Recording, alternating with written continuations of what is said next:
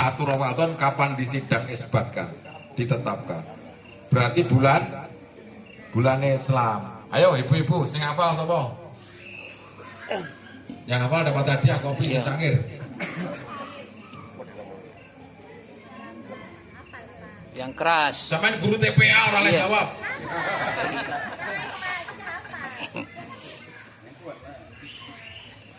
Kalau sampean Januari Februari pasti hafal, karena ngitung gaji bojomu. Iya ra? Dimulai dari Muharram, Safar, Rabiul Awal. Akhir. Jumadil, Awal. Jumadil, Akhir. Rajab, Ban. Ramadan mati awal. Ramadan, habis Ramadan, Syawal. Habis Syawal, Mbuh, Raro, betul, Zulkifli.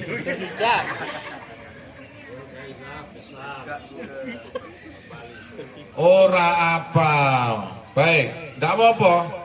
Mau iki bulannya sampean 12 bulan. Zulqa'dah, Zulhijjah, baru rukun Islam yang terakhir adalah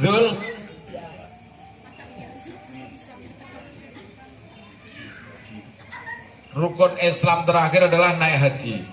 Haji itu tidak boleh di bulan selain Zulhijjah. Berarti sampean masuk surga itu gara-gara bulan Islam. Sampean puasa Ramadan itu juga bulan Islam. Tandanya harus di situ. Sampean sholat Id, 2 sholat Id itu ya tidak boleh di Februari, Maret, April, Mei, Juni, Desember, tanggal berapa nggak bisa. Tetap itu nanti akan ditetapkan di bulan 2, yaitu Syawal dan Zulhijjah. Itu baru satu adalah tanggal 1 Syawal dan tanggal 10 Zulhijjah, itu sholat Id. Makanya dikatakan 2 Iddain. Iddain adalah 2 hari raya besar. 2 hari raya besar ini diapit, lalu diselai 1 bulan istirahat. Makanya sampai ndak oleh mantu anak, mantu ngerti? Ngerabekno anak itu loh. Menikahkan anak ini lailane wong Jawa kampung tua biyen. Ini baik di sana maupun di daerah Melayu, ini juga hampir mirip-mirip, keyakinannya hampir sama. Hampir tidak ada KUA sepi, Pak KUA nganggur rokokan sebulan. Nongkrong nggak ada gawean blas.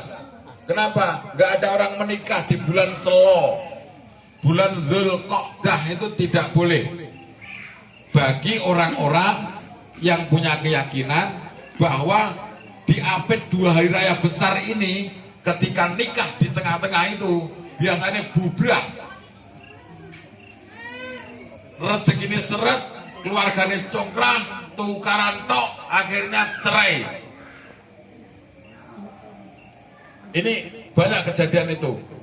Makanya jarang, hampir tidak ada, kecuali wong sing gak ngangge bulan blas. Wis pokoknya Januari Februari gak mikir aku, yang penting pokoknya nikah. Ini rata-rata begitu. Maka di dalam bulan Selo itu Zulqa'dah tadi, antara 2 hari raya Idul Fitri dan Idul Adha, itu ada jeda 1 bulan, namanya Zulqa'dah. Zulqa'dah wong Jawa, wong kampung lek ngarani bulan Selo. Bulan Selo ini nyela-nyelani atur. Nah, ketika ada peristiwa di situ, ada pernikahan di tengah-tengah bulan itu, biasanya demi akeh, hantunya banyak, gendruwo tok. Ini keyakinan, saya bicara keyakinan ya. Ini kalau aturan kitab fikih atau kitab apa ya, tidak ada aturan. Tapi keyakinan itu dibuktikan puluhan orang tua menandai bahwa ketika menikah di bulan Selo ini uripe angel. Bapak Ibu yang dirahmati Allah. Oke, kembali ke Muharram. Kenapa Muharram ini adalah tahun baru Islam yang harus dirayakan, yang harus kita ingat apa sebenarnya peristiwa-peristiwa apa di dalamnya bulan Muharram. Kalau di film sinetron atau film seri itu ada namanya malam perjanjian, malam 1 Suro. Loh, Susana, filmnya Susana itu loh, masih ingat sampai. Perjanjian malam 1 Suro, anakmu hamil dikempesin, tiba-tiba hilang hamilmu, bayinya pindah ke perutnya orang lain. Nah, nanti kalau sudah lahir digendong gendruwonya, kuntilanaknya gendong anak itu. Nah ini kalau di film, saya ceritain di filmnya, sehingga menjadi film horor. Yes, itu yang meyakini dari Rano Blas ngapusi tok itu. Nah, sekarang peristiwa apa di dalam Islam ini? Kita bicara tentang sejarah Islam, tentang Muharram. Pertama, yang harus kita ingat, Rasulullah SAW diperintah oleh Allah untuk meninggalkan Mekah menuju Madinah. Ini tanggal dimulai dari 1 Muharram. Makanya dikatakan tahun Hijri. Rangkateknya tak tinggal balik ibu-ibu ini rasa-rasa toy. Rasulullah diperintah oleh Allah, hei Mat Muhammad, kau pindah sekarang dimusuhi kafir, dimusuhi orang-orang yang memusuhi Islam saat ini. Waktu itu dibandemi tai onta, dibandemi batu, dilempar panah, dimusuhi oleh orang-orang kafir. Sehingga ketika itu dibiarkan, maka bisa jadi umat Islam habis punah di sana.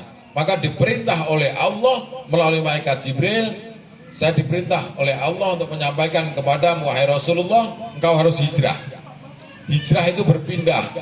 Maka dari Mekah menuju Madinah ini diawali tanggal 1 Muharram. 1 Muharram itulah diawali dengan tahun Hijriah, namanya tahun hijrahnya Rasulullah. Yang kedua, ada satu peristiwa hebat. Nabi Musa itu dulu bayinya itu gendong sama Fir'aun, disuapin, dibesarkan, digendongi tiap hari, kasih bubur ayam. Oh, pokoknya tiap dibesarkan oleh kerajaan Fir'aun itu. Sampai gede, dia remaja, dia dewasa, dia mengerti. Maka kawanannya Nabi Musa itu malaikat Jibril. Jadi dicerdaskan otaknya Nabi Musa itu di dalam kerajaannya Fir'aun. Ketika sudah besar, maka Fir'aun itu dimusuhi oleh Nabi Musa. Dimusuhi oleh Nabi Musa, Fir'aun tenggelam di Laut Merah itu di bulan Muharram. Kalah dengan Nabi Musa. Orang yang sekarang jadi mumi itu menjadi sebuah sejarah bahwa ada satu orang yang mengaku dirinya Tuhan, dan orang yang terkuat di masa itu dikalahkan oleh Nabi Musa, tenggelam di Laut Merah itu pada bulan Muharram. Yang ketiga, pernah dengar cerita Nabi Nuh? Nabi Nuh itu nabi yang disuruh buat perahu di waktu musim kemarau panjang dan membuat perahunya di atas gunung. Umatnya brutal, umatnya LGBT, kalau sekarang lagi dilegalkan ya di Amerika, di California. LGBT laki-laki nikah dengan laki-laki, perempuan nikah dengan perempuan, dilegalkan sekarang di California.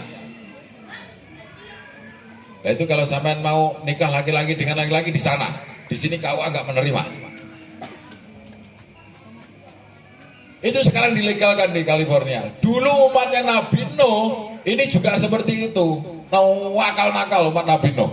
Sehingga saking putus asanya, Nabi Nuh ini berdoa kepada ya Allah, umat saya ini berdoa nakal, umat rusak ya Allah. Saya udah nggak sanggup lagi untuk berdakwah kepada mereka. Berilah kami kesabaran ya Allah untuk bisa menyampaikan kepada mereka. Namun sudah 68 tahun saya punya umat cuma 6 orang ya Rasulullah. Ya Allah. Terus bagaimana ini? mereka saya ajak beriman kepadamu tidak mau. Terserah engkau ya Allah. Ketika mereka sudah tidak berguna lagi untuk kami dan untuk kelestarian kehidupan manusia berikutnya, hancurkan ya Allah. Dikabulkan oleh Allah. Akhirnya banjir bunder sak donya, mati kabeh. Hanya orang yang beriman yang ada di perahu Nabi Nuh 82 orang diselamatkan selama 6 tahun. Banjir nggak berhenti-berhenti. Ini banjir 1 jam sudah repot mikir parit, baru dikorek, belum dipasang lagi. SRT-nya stres. Tadi itu sudah nelpon saya, gimana ini? Nah itu tak kirain gara-gara banjir ini belum banjir Nabi Nuh. Nabi Nuh banjir bunder sak donya, mati semua yang hidup hanya di perahu itu. Makanya disebut, dikatakan Nabi Nuh itu adalah Adam As-Sani, Adam kedua. Kenapa dikatakan sebutan Adam kedua? Dianggap punah, semua manusia mati, yang hidup hanya di perahu Nabi Nuh. Dari Nabi Nuh itulah maka orang beranak pinak sampai sekarang ini. Ini awal dari keturunan dari Nabi Nuh dan teman-temannya yang ada di perahunya itu. Dan ketika di penghujung banjir selama 6 tahun, maka di Bukit Tursina, di sanalah disandarkan perahu itu sehingga bisa berhenti dan turun surut airnya. Akhirnya diselamatkan oleh Allah. Itu juga di bulan Muharram. Muharram ini banyak sekali peristiwa. Bulan sakral, bulan malapetaka, bulan apa meneh, pokoknya banyak lah. Bulan suro banyak banget. Makanya hantu demit ngubah keris barang bulan. Ini Pak Muhari beli keris akeh ini. Ini pasti besok atau lusa Pak Muhari pasti buat ritual itu. Kenapa? Itu warisan leluhur. Kok agak musyrik?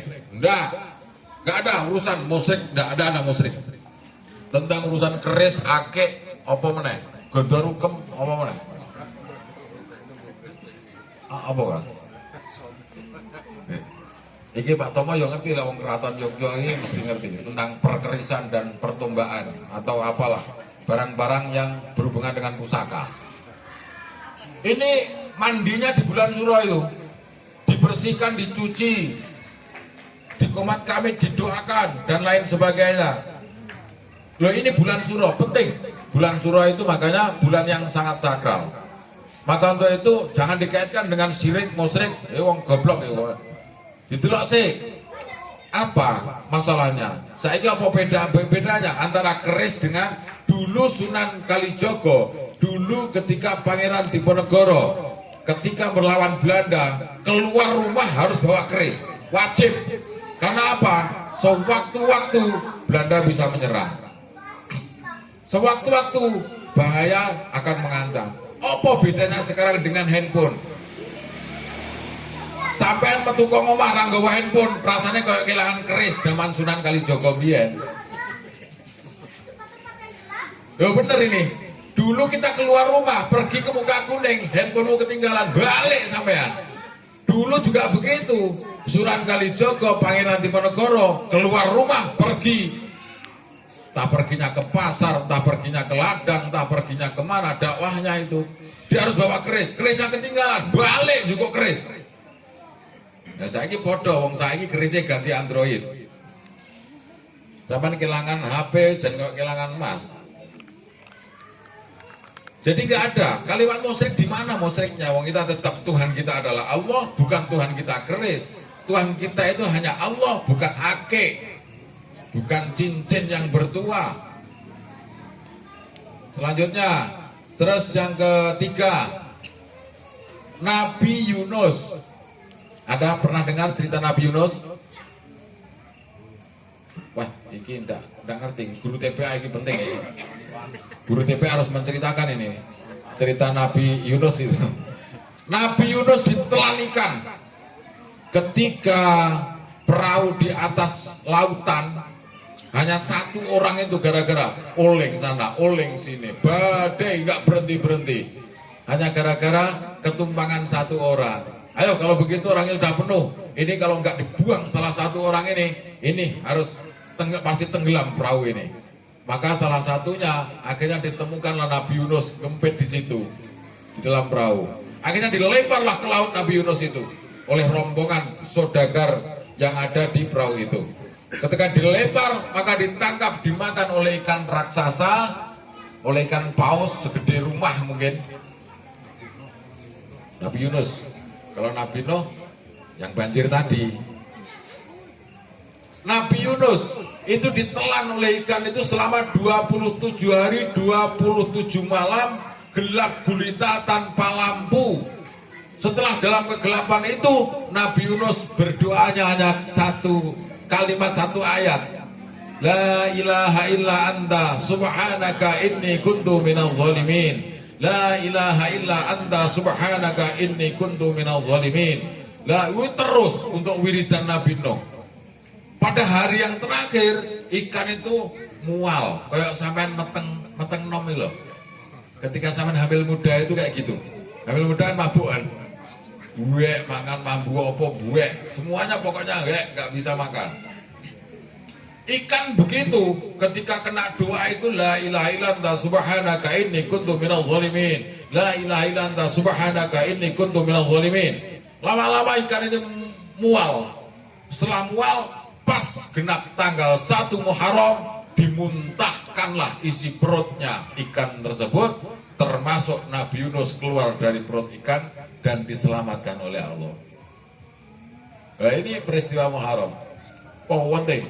Jadi peristiwa Muharram bagi kita yang sekarang ini punya keyakinan dan punya Tuhan kepada Allah Subhanahu wa taala, kita ketika di tahun baru Islam ini kita disuruh mengenang berapa peristiwa-peristiwa yang dilakoni begitu pahit getirnya.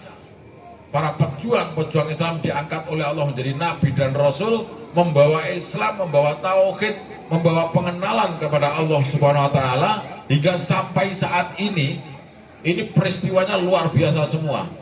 Nah, kita ini sekarang nggak dirokok tok mumet. Ibu-ibu kadang-kadang belanjanya habis sedikit aja udah stres. Ini belum nabi-nabi dahulu mengemban amanah, membawa sebuah kabar dari Allah untuk disebarluaskan, mengajak iman kepada Allah. Begitu hebatnya para nabi-nabi terdahulu. Bapak Ibu yang dirahmati Allah, Muharram. Maka ini saya berikan ijazah. Barang siapa yang membaca di malam ini, nanti pulang dari sini boleh. Pulang dari sini, kalau belum ngantuk, belum tidur, besok sore juga boleh. Baca sholat maghrib. Yang dibaca apa? Yang dibaca doanya Nabi Yunus tadi. Berapa kali? 100 kali. Ya, orang-orang buat paling 15 menit. Tapi kalau malam ini bisa dilakoni, hebat sampean. Apa manfaatnya? Sampai membaca la ilaha illa anta subhanaka inni kuntu minadh dhalimin, cetrek. La ilaha illa anta subhanaka inni kuntu minadh dhalimin, cetrek, cetrek, cetrek, cetrek 100 kali. Sampai akan dijaga oleh Allah, diselamatkan oleh Allah, sampai tidak mati di tahun ini. Ayo pilih mati di sini, pilih tidak mati-mati. Apa enak loh? Sekarang gelem lakoni berarti dilakoni apa dilakoni terserah ya. Lek sampean mati dhisik gak apa-apa ora dilakoni. Tapi lek dilakoni sampean dijamin setahun sampai 1 Muharram tahun yang akan datang sampean gak mati-mati. Nanti tahun depan gitu lagi. La ilaha illallah subhanaka inni kuntu. Enggak mati-mati sampai tahun depannya lagi. Malaikat Israel datang. Ini siapa ini? Delok catatan. Pak RW ini muwalik krono ada kalimat la ilaha illallah subhanaka inni kuntu, laporan nego Gusti Allah. Ya Allah, ini Pak RW seharusnya mati tahun ini. Apa jawabannya? Apa? Kowe dhek iki ngomong ya, 1 Muharram la ilaha illallah subhanaka. Oh, ndak iso, ditunda tahun ngarep. Tahun ngarep beliau enggak lupa. Akhirnya ngikutin lagi, malah gedekne tumpenge gawedi nanti. La ilaha illallah subhanaka inni kuntu minadh dhalimin. La ilaha illallah subhanaka. Serang. Entek tahun depan ya Allah. Maca la ilaha illallah subhanaka. Ya, tunda tahun depan lagi. Ras itu mati-mati ya gitu. Jadi ini manfaat. Itu satu. Yang kedua, barang siapa membaca la ilaha illa anta subhanaka inni kuntu minadh dhalimin, la ilaha illa anta subhanaka inni kuntu minadh dhalimin, diangkat dari semua ruwet permasalahan pikiranmu. Zalimin di sini zalim. Zolama artinya gelap. Kegelapan yang menjadi tersarang dalam pikiran dan hatimu, maka diangkat oleh Allah dengan membaca kalimat itu. Itu manfaat yang kedua. Yang nomor tiga, la ilaha illa anta subhanaka inni kuntu minadh dhalimin 100 kali, maka sampean akan dijaga oleh Allah, sampean diselamatkan, tidak kecelakaan. Setahun sampean nggak harus kehilangan motor, nggak kehilangan mobil, nggak kehilangan, pokoknya kerampokan, kemalingan. HP-mu tetap utuh sampai rusak, HP-mu sampai nggak kena dinggo tetap di tanganmu, nggak dicolong-colong uang, atau pokoknya nggak kehilangan harta. Yang ketiga, yang keempat, sampean juga akan dimudahkan. Ketika sampean punya bisnis, ini Pak Anggone, tukang main tender ini. Tender ini menang mau kalah, menang mau kalah. Amalkan itu, gak akan rugi sampean tendermu. Nah, kan enak tuh jane. Jadi kadang-kadang wong mikir, wong desa ini lek muni ngene. Iki Pak Heri ketok era tahu kerja, surang sarungan, surang apakah duit, tapi sebenarnya apa tadi? Ini jangan-jangan Pak Heri ini utruyul gitu. Padahal tidak tahu, ada amalan-amalan penting yang Anda tidak mengerti. Makanya ngaji. Ayo gelem ngaji tak kayak amalan. Oh, kayak amalan itu. Penting gelem tas bedo, gelem apa? Protol sitok ganti tas PNS sitok ya. Tas satu lagi, protol lagi ambil. Nah, punya serep.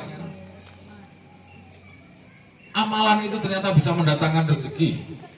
Karena yakin terhadap Allah, yarzuquhu min haitsu la yahtasib, bahwa yakin Allah memberikan rezeki kepada hambanya itu 1000 jalan. Bukan hanya harus bekerja. Ada yang harus bekerja, berangkat pagi pulang sore baru terima gaji. Ada juga yang tidak begitu, ada eglengnya. Ada egleng itu bisa dikatakan dagang kayak buka, kayak tidak, kayak buka, tapi tetap punya uang, akhirnya laku. Dagang apapun yang menjadi perdagangannya, buah ayam penyet, buah ayam apa namanya, buah rujak cinggur, buah rujak ulet, apa sajalah, atau mungkin jualan online dan lain sebagainya.